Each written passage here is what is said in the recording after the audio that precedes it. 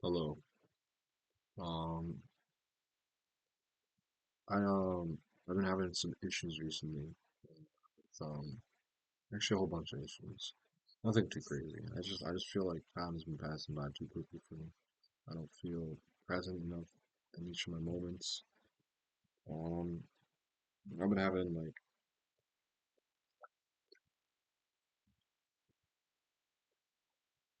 a whole bunch of issues. Confidence issues, it's a big one.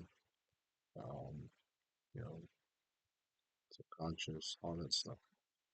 But I think journaling is a really big part of like understanding what mindset you're in and also observing how you can change that mindset. Well, maybe not change the mindset, just adapt. I don't even know what I'm trying to say here, but I want to feel more content with myself and my life. So I thought the best way to do that was speaking to the camera about 10 minutes every day. Just try to talk through my thought processes, even if I don't show anyone, even if I don't look at it back myself. I just feel like I don't know. I just have this gut feeling that it just help to have all my thoughts out, not just in my head, just constantly swirling, like with no known form for the entire day. Um, I said with my biggest issue, I feel like time passes by way too fast. And honestly, there are parts of it that like right, I'm already 3/4 of the way through done with my freshman year. Sounds like I've been doing well in all my classes and it hasn't drained me too much mentally. Maybe that's a good thing, right? And also, part of me, I want to experience all those moments. I want to experience every day. I want to experience every hour, every minute. I don't know. I just feel like I'm not doing that. So I think I don't even know what I need to do more. I've been trying to just stop every once in a while, just look around me and try to soak everything in, but it's not working. Um, this is one of my first real attempts to try to fix this issue. It's been going on for months now. Like I remember January 1st, like it was yesterday, and shot off like a bullet, and now it's third of the way done, or fourth of the way done with the year. It's kind of wild to think about. I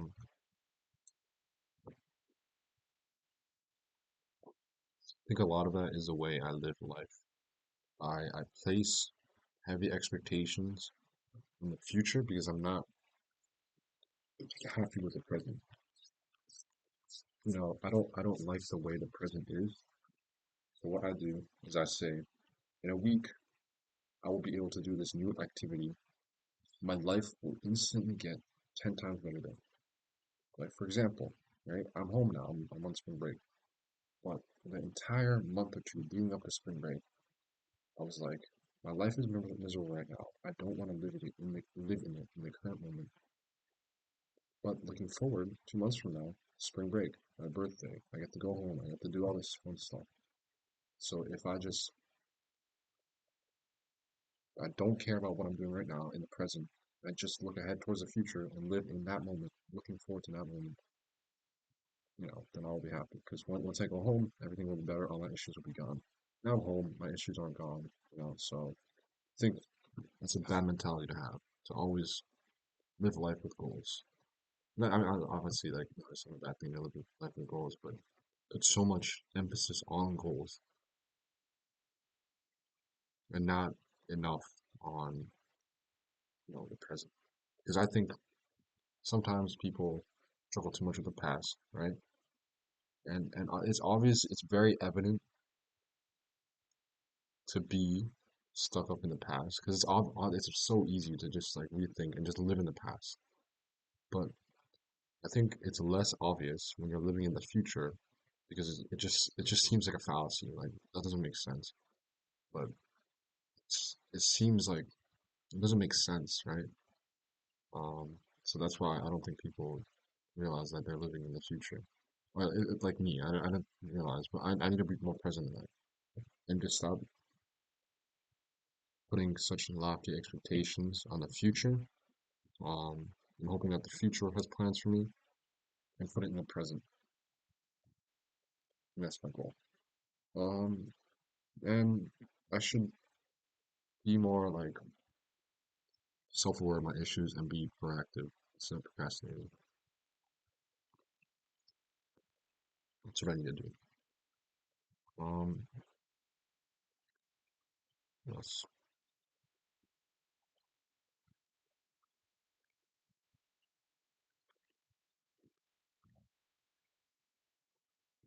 My mom was talking to me about like what happens to you after death, and I thought of it I thought of it a lot as a kid because I was always afraid of it. Um, I guess I just kind of stopped thinking about it. I think I just accepted that you just like that there is nothing after death, and that's all there is to it. It's not like it's not an answer that needs debating. It's just a cutoff point, right? There's no use worrying about it after the point, like before it happens, because it's it's ultimate. It's gonna happen. So I thought there was no point in worrying about it. But just living life, live the moment. Um, but yeah, I mean,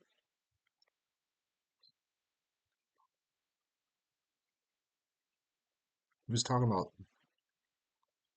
the soul yesterday. I mean, today. He was like,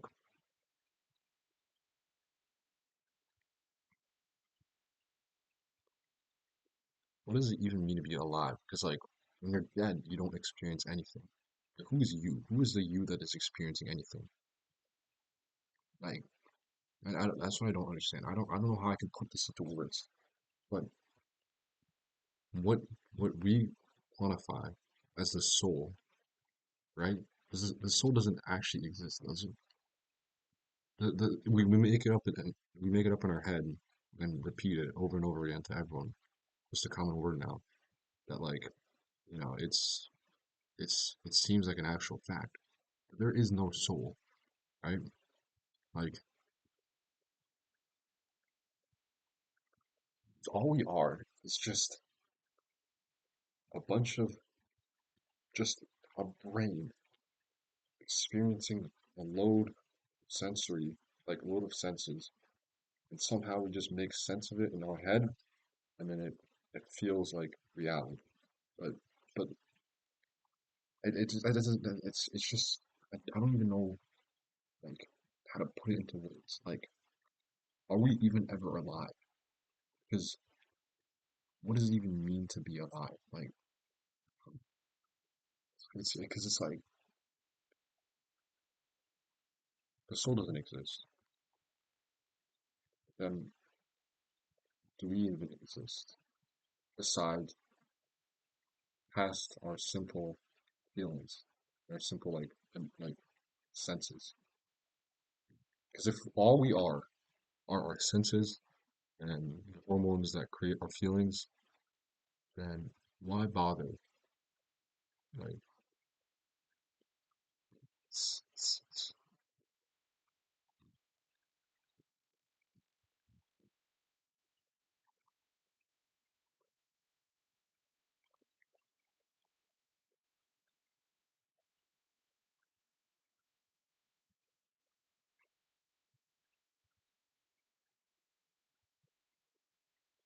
mm,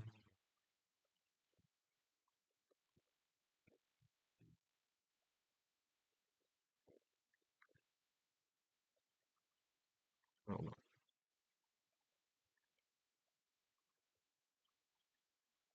What else do I have to get on my chest?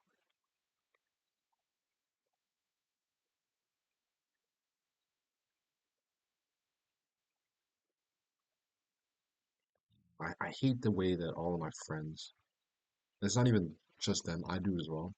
I hate how much like emphasis and power that people put into the opposite gender or whatever gender they're attracted to, or whoever they're attracted to. I hate how much power they put into it because it's like, and I do it as well. I'm guilty as well, right? Whenever I'm ridiculously infatuated with a girl, um, so much emphasis on them, and I put them on a pedestal, this perfect human being that will fix all the issues I have, right? Because that's what I want. I want my issues to be fixed, and I've been sitting here for 18 years, 19 now, and they haven't been fixed. So obviously it's got to be someone else. But and it's that's a very logical way of thinking, and that kind of makes sense, right? But like, I don't know, I hate how much it's just that it is put onto it, and that's the unfair expectation because they are imperfect. They don't have the answers.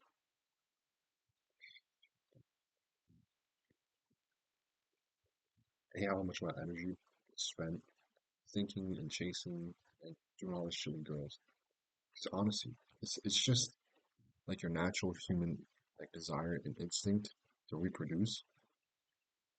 But for me, and anyway, like I don't feel the need. I don't like logically, like it might like hormonally and emotionally, you may think, well, yes, reproducing is the end goal. But like logically and emotionally, or not logically, I don't need to have a kid for at least another like 15, 20 years. Or not 15, not 20, but like 10, 15 years. I don't need to have another kid for that.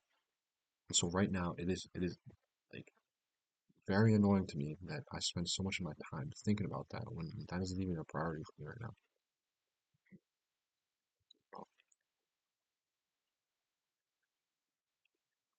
I want to be someone so bad, but it's so hard to like change the hardwiring of the human body and like humans in general. So that's the people we're supposed to be. Like you know what I mean? Like it's like genetics has created this perfect mold for a human that most people just fit into, and it's so hard to escape that. And is it even worth escape that? Do I want to do that? Like, maybe I'll just.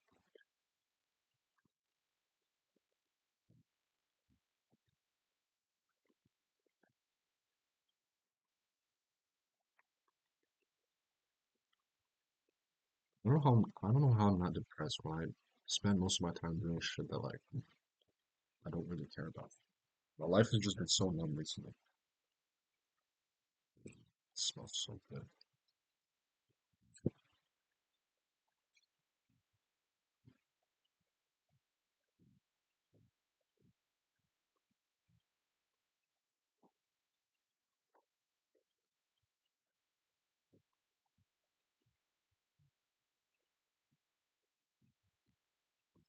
You know, I spent so much time focusing on the negative. Now I'm gonna take some time to focus on the positive. I love my mom. Cooking is phenomenal. And honestly, even now that like you know, it's nice spending a time apart from like all the different like groups that you have in your life because it really shows you who you love the most. Um, I honestly, by far, my mom tops that list. She is on. Yeah, it's great. I don't know. I want to.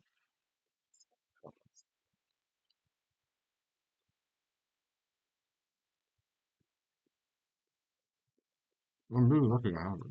Let's just, well, let's start focusing on all the negative stuff that are out of my control. My natural instincts, my human desires, out of my control. Even as much as I try to lie to myself, out of my control.